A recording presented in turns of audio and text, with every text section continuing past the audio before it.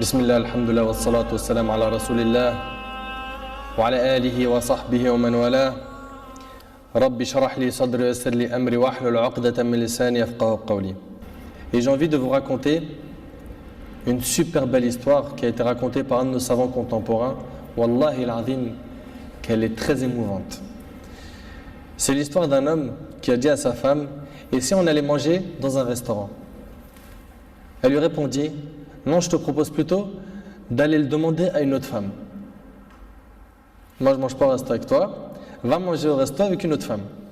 Il s'étonna, il lui dit: je t'invite à manger et tu me dis de sortir avec une autre femme? Mais comment ça? Je ne suis pas de ce genre d'homme. Et quelle femme tu parles? Et de quelle femme tu parles? Elle dit: ta mère. Imagine la scène. Ta mère, je renonce aujourd'hui à ton invitation pour que tu invites ta mère. Ça fait longtemps que tu ne l'as pas invitée à manger ou à se promener, sors donc avec ta maman. Il lui a dit qu'Allah te récompense. Et il a tout de suite appelé sa mère et il lui a dit: maman, prépare-toi, je vais venir te chercher en voiture et on ira manger et se promener ensemble. Sa mère ne l'a même pas cru. Sa mère ne l'a pas cru. Elle lui a dit: c'est vrai? Il lui dit: oui, par Allah. Viens aujourd'hui, on va manger ensemble. Entre nous, billah alaykum. Qui d'entre vous parmi les frères mariés a déjà fait ça avec sa mère? Et effectivement, ils allèrent ensemble au restaurant. Et la mère s'est remplie d'amour, de joie et de bonheur. Pour elle, c'était un beau rêve. Peu lui importe la nourriture ou l'endroit où elle était, c'est-à-dire même manger par terre ou sur le trottoir ou dans la rue, le plus important c'est qu'elle était avec son fils et que son fils était bienfaisant envers elle. Et qu'il ne l'a pas oublié, qu'il ne l'a pas négligé en s'occupant de sa femme et de ses enfants, et elle passa un jour avec lui qui était l'un des meilleurs jours de sa vie. Elle lui dit au retour, l'homme dit à sa mère au retour: maman, t'es contente? La sortie t'a plu? Elle dit: oui, wallahi, c'était mashallah. Elle dit: oui, qu'Allah te récompense. Il répondit: Inch'Allah, je le referai. Elle dit: non, Inch'Allah, la prochaine fois, l'invitation viendra de moi. Il lui dit: Inch'Allah. Et des semaines et des mois passèrent.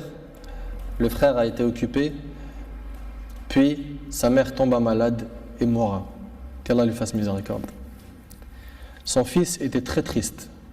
Et quelques jours plus tard, il reçut une invitation au restaurant pour lui et une autre personne, et cette invitation était déjà payée. Étonné, il se demanda de qui vient cette invitation déjà payée. Il est parti alors avec son épouse au même endroit où il avait mangé avec sa mère, et là une lettre l'attendait de la part de sa mère. Il y avait écrit: mon cher fils, qu'Allah te récompense, je t'avais promis de t'inviter au même endroit pour manger, mais tu étais souvent occupé.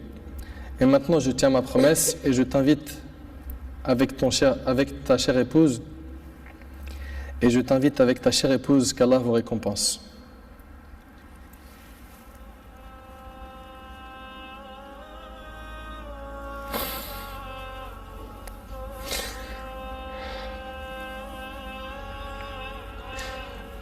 Wallahi mes frères, la valeur de la mère elle est très sacrée. Faut pas la mettre en colère.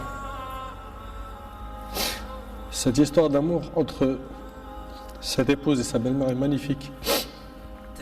J'espère que nos frères et sœurs vont tirer des leçons de ce genre d'histoire d'amour entre les épouses et les belles-mères et d'essayer de reproduire ce qui s'est reproduit dans cette histoire. C'est qu'après le décès de la mère qu'on connaît sa valeur. Votre mère, si elle a envie, profitez, embrassez-lui ses pieds. Demandez-lui pardon pour les manquements, pour les mauvais comportements.